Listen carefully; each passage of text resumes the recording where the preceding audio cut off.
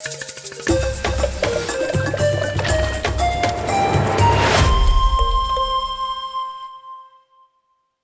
and foremost, tell me what you think of the East Fest 2022. No, I think it's a place where ideas are born and conversations that are going to lead into changing the narrative about Africa are birthed.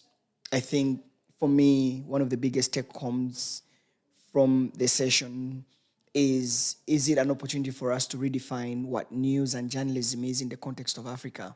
And how do we deliberately move to put this into our curriculum at university, into what, for example, what MCI is doing, so that the journalists who get out of journalism school have a mindset shift in what news is and what journalism is, away from what we are taught, that it's okay to actually pitch a positive story. It's okay to do a feel-good story. It's okay to do a solution story. And it makes it in the headlines and not just a small, a tiny little story in the newspapers, or, a story that can easily be kicked off the running order because doesn't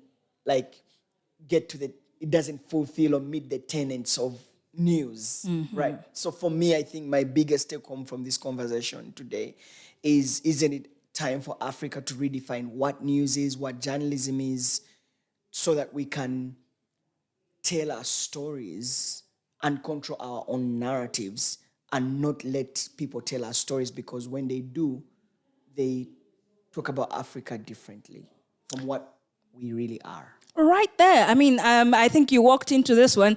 You are literally the first of investigation storytelling right here in Uganda and probably in the region. And of course, most of the investigative pieces that come out do tell a different story.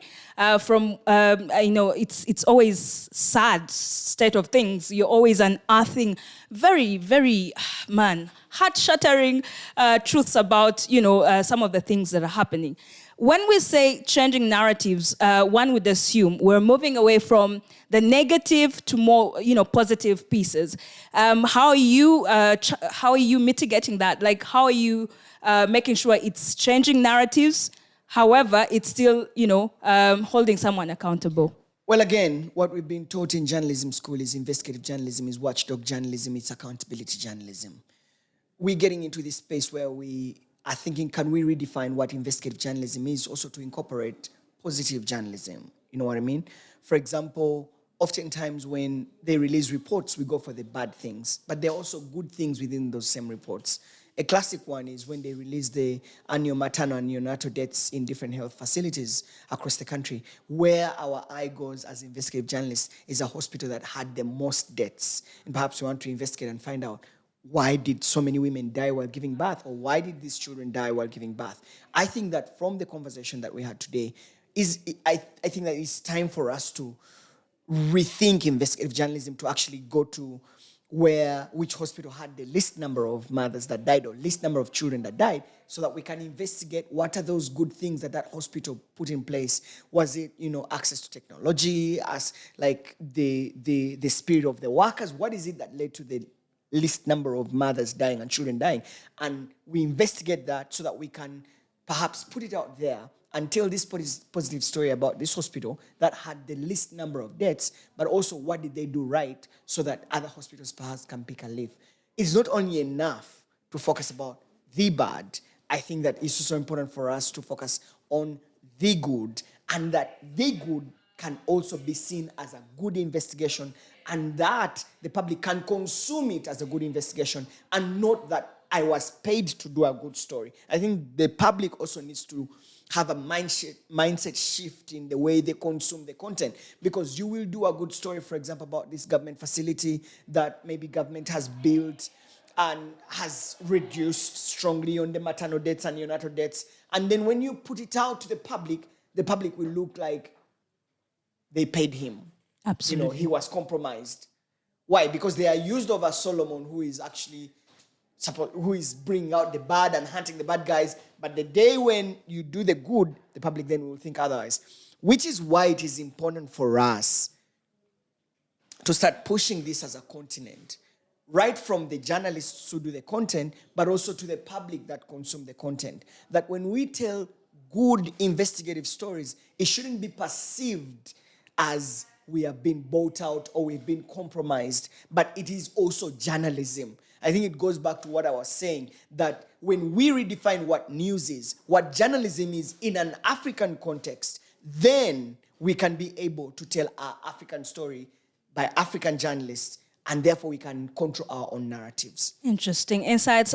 Solomon, in that very session, we talked about funding, and we're looking at local funding being a factor in the kind of stories we put out, the narratives we do put out. And I'm going to speak to this. Different, for example, media houses have been known to side a certain way. And probably I would think funding has a lot to do with it. Is it possible for let's say, a media house that gets most of its funding from the government side or from the private side to really stick to the facts as is? Or will we consistently see it being framed by who's funding? And how, if that is the case, then how do we move from that to having very, very objective media? I think the old saying of he who pays the piper calls the tune still stands. And oftentimes, I mean, let's get right into it. I mean, looking, for example, mainstream media, you have advertisers, people who pay literally half of your budget, you know, the big brands. What happens if you have an investigation on that big brand? It's most likely that it will not air, or the big brand will pull out the card and say, you're not going to air that story, otherwise I'm cutting all my annual budget, right? And so the businessman then gets to think, am I ready to actually lose 100 million shillings of advertising because of a story? So many stories have died like that because of the influence of the advertiser and therefore of the funder. I think that also works with, you know, outfits like Media Challenge Initiative, like the African Institute for Investigative Journalism, Africa Uncensored, because we get funding, the funder wants you to do things to fulfill his interest, right? He has an agenda he wants to push.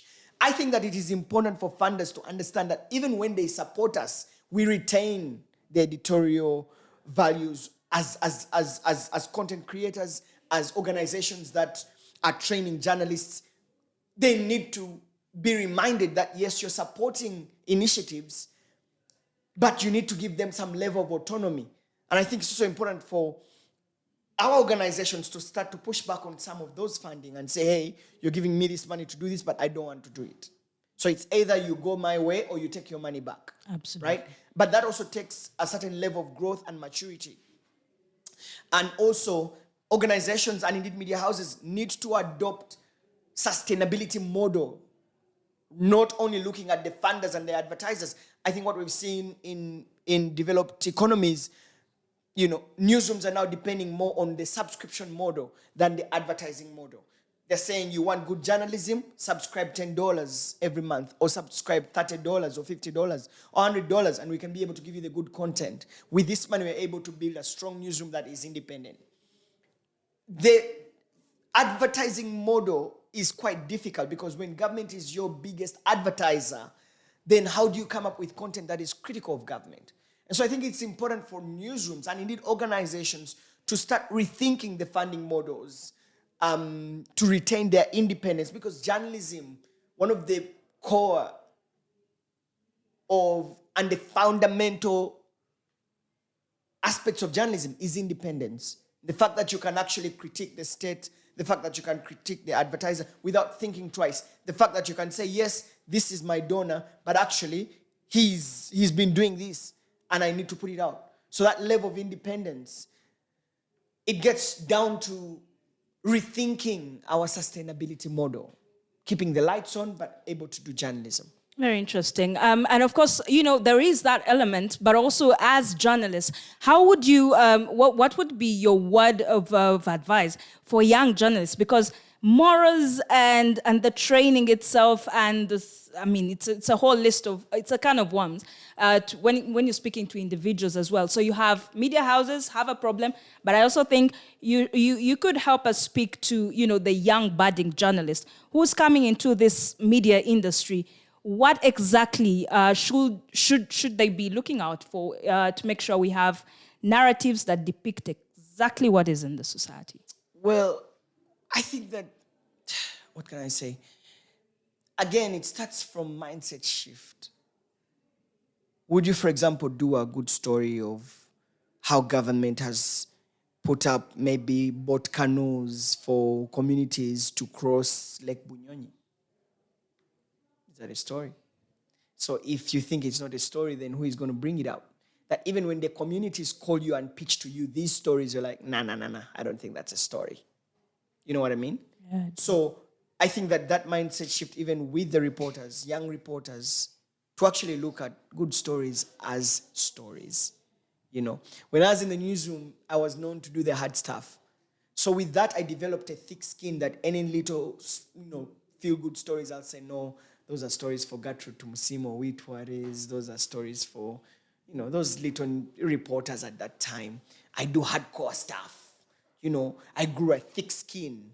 I do investigations. I go and report from the front line, tear gas and all that. And therefore, if anyone pitched to me little stories or feel good stories or positive stories, I'm like, nah. That's not something I want to do. And there's so many people like me who now need to have a rethink and a rebirth on what news is, that actually news and indeed journalism can be positive. That if a Karamoja chief calls you and says, hey, look, we've come up with a traditional way of conserving water through this drought, that now we are putting water under the sand and we just open up the sand and we can be able to collect water and drink. Before, that wasn't news. Now, that is a big story, how traditional and culture is evolving to come up with new ways of water conservation through a drought would be a good story that I can ably tell. So it also goes back to a mindset shift of reporters to be able to embrace this positive storytelling as an element of news, that actually positive stories can be news and not compromised and independent and just telling a good story.